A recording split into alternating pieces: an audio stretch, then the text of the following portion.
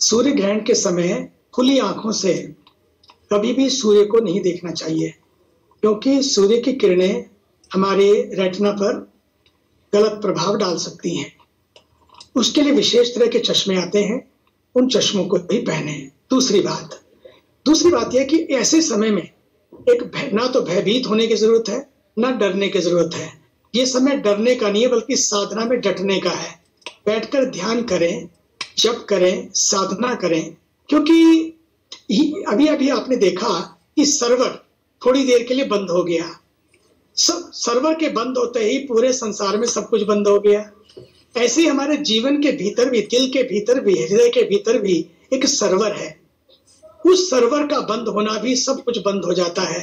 जितने अवसाद, जितने कष्ट, जितनी निराशाएं, जितने विषाद आते हैं, ये मन मजबूत नहीं होने से आते हैं।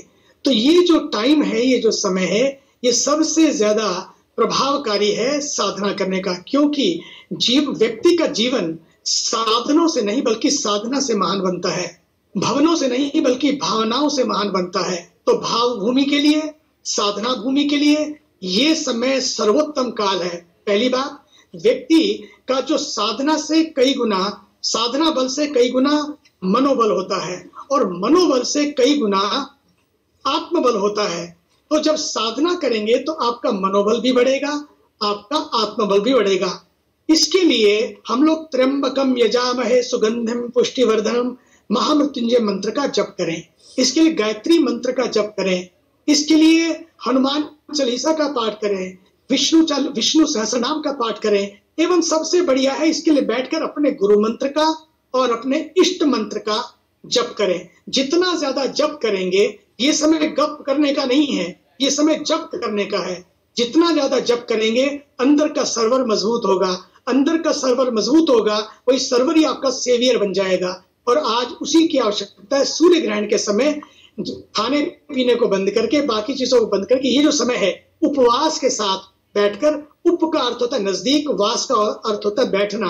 उपवास करते हुए प्रभु के साथ बैठें, खुद के साथ बैठें और ध्यान करें, भीतर उतरें, गहरे उतरें, खुद को तलाशें, खुद को तराशें। यदि ये करेंगे तो पक्का मानिए, ना तो कोई आपको बाहर का भय, ना ही आपको कोई सूर्य ग्रहण का कोई प्रभाव प्रभावित कर पाएगा।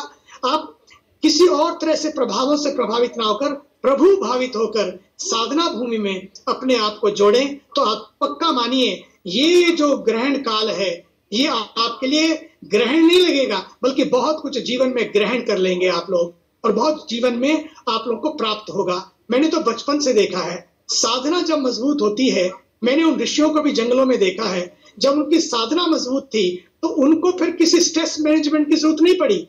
इस साधना से सेल्फ मैनेजमेंट मिलता है, और आज इसी मैनेजमेंट की जरूरत है। और उसके लिए ये जो काल है, ग्रहण का काल है, ये सबसे सर्वोत्तम काल है। और इसलिए आइए इस काल में हम बाहर ना उतर के भीतर उतरें। इसलिए कहते हैं यहाँ ना जाओ, वहां ना जाओ।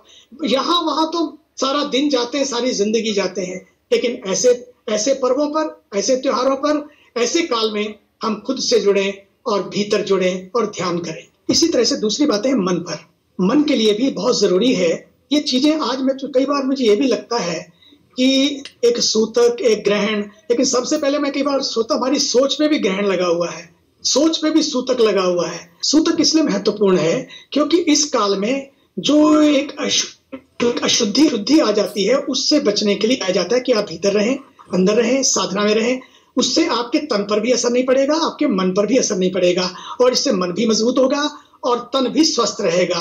तो जीवन जो है इन सब का समन्वय है, तन का, मन का, बुद्धि का, आत्मा का, इस सब का समन्वय जीवन है। इन सब पर बाहरी घटनाओं का असर पड़ता है, और जब असर पड़ता है तो हम प्रभावित होते हैं। इसलिए हम प्रभावित ना हो बल्कि उससे सुरक्षित बचें। इसलिए सारी जितनी चीजें अभी तक चर्चा की गई हैं, इन सब पर ध्यान देना जरूरी। लेकिन फिर भी विज्ञान का एक अपना महत्व है। वैज्ञानिक ढंग से भी चीजों को आज समझाया जाए यदि, तो मैं समझता हूं कि हमारे आने वाली पीढ़ियां और आज के जवान बच्चे इस पर और गंभीरता से इसको देखेंगे। दूसरी बात यह है कि मैंने जो पहला शुरू में भी कहा था, ध्यान क्यों जरूरी है, क्योंकि जब आप ध्यान करते हैं, जब आप भीतर उतरते हैं, तो ये जितने भी तनाव, सूचनाओं के तनाव हो या अन्य तरह के तनाव हो, उनसे आपको मुक्ति मिलती है। मैं तो कई बार ये भी सोचता हूँ कि ये जो बार बार हमको ये त्योहार मिले हैं, ये उपहार में मिले हैं, इन त्योहारों को मनाएं, लेकिन उसका वैज्ञानिक पक्षों को भी साथ लेकर चलेंगे तो उससे लाभ क्या होगा कि उन त्योहारों के माध्यम से आप कम से कम बाकी समय में आपको टाइम नहीं मिलता है, तो समय समय पर इन त्योहारों के माध्यम से आप खुद से जुड़ सकते हैं, परिवार से जुड़ सकते हैं, अपने संस्कारों से जुड़ सकते हैं और सारे समाज से जुड़ सकते हैं। ये सारी चीजें, ये परिवार और सामाजिक, ये जो सोशल मूवमेंट है, सारे जो सोशल कनेक्टिविटी है, ये भी बहुत जरूरी है। इससे जब व्यक्ति जुड़ता है तो बहुत लाभ मिलता है। कहते हैं तन की शुद्धि स्नान से होती है, मन की शुद्धि ध्यान से होती है और धन की शुद्धि दान से होती है और हमारे जीवन की शुद्धि समाज में सबके सम्मान से होती है। सबको सम्मान दें, सबको प्यार दें, सबको अपनापन दें, उससे आपका जीवन मजबूत होगा, जीवन मस्त होगा।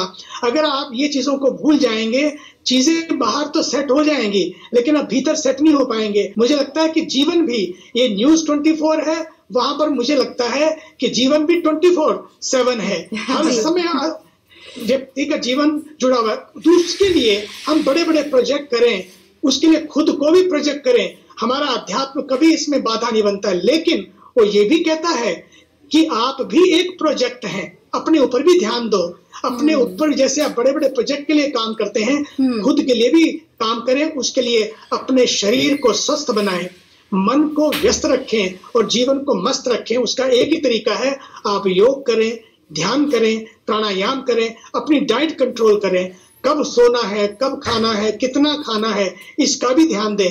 रात को जल्दी सोएं, रात को स्मार्टफोन पे ना जाएं। ये सारी चीजें इसलिए थी कि व्यक्ति का जीवन सेट हो जाए, स्वस्थ रहे। और ये जो ग्रहण का मौका है वो इसलिए महत्वपूर्ण है कि ऐसे मौके पर हमको भीतर बैठकर ध्यान करने का, साधना करने का अवसर मिलता है। मैं तो बचपन में जंगल में था, मैंने देखा वहां भी इस दिन ऋषि मुनि वहां पर विशेष ध्यान देते थे। ऐसा नहीं कि बाकी समय ध्यान की आवश्यकता नहीं है, ध्यान की तो रोज रोज आवश्यकता है, हर पल आवश्यकता है। लेकिन कुछ पल ऐसे होते हैं, आपका जब जन्म दिवस होता है, कितना पल विशेष होता है, उस कैसे मनाते हैं उसको? दिन तो सारे एक जैसे हैं लेकिन उसको हम खूबसूरती से मनाते हैं।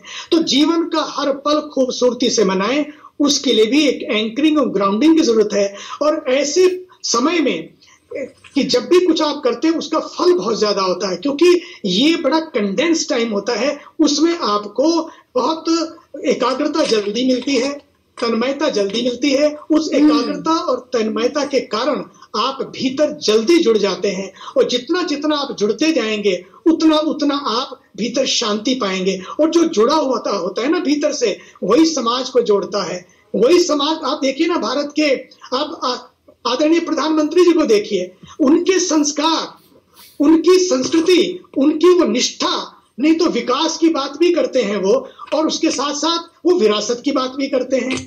वो देखिए, एक तरफ इकोलॉजी की बात करते हैं, दूसरी तरफ इकोनॉमी की भी बात करते हैं, एक तरफ साइंस की बात करते हैं, दूसरी तरफ स्पिरिचुअलिटी की भी बात करते हैं। वो जानते हैं समाज इन दोनों चीजों के समन्वय से बना है। हमें विज्ञान भी चाहिए, विज्ञान बहुत बड़ी भूमिका निभा रहा है। हमें विज्ञान के साथ अध्यात्म भी चाहिए।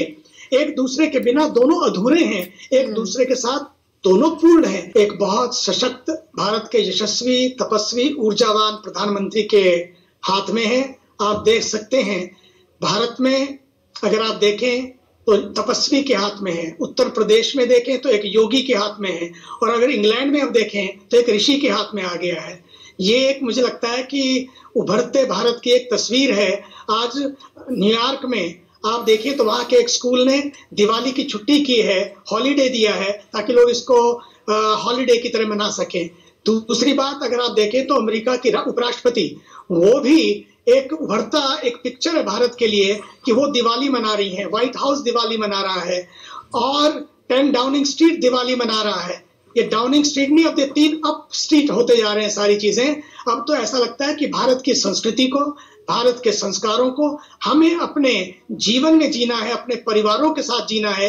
ये बहुत जरूरी है। मैं देखता हूं, मैं तो अनुराधा जी को जानता हूं, ये अनुराधा जी के जीवन के संस्कार ही हैं कि वो इन सब चीजों को लेकर समाज को परोस रही हैं। इसलिए हमें भी, यदि अपने जीवन में अपने सर्वर को अप रखना है, डाउन नहीं होने देना है। हम अपने संस्कारों से जुड़े, अपनी संस्कृति से जुड़े। अंतिम बात जो दान की आप कर रहे थे, मुझे लगता है, देखिए अभी अभी हमने दिवाली मनाई, और दिवाली पर देखिए जब भगवान श्री राम पधारे अयोध्या में, उस समय प्रकाश पर्व तो मनाया, लेकिन सबसे पहला काम उन्होंने किया कि सबको दान दिया।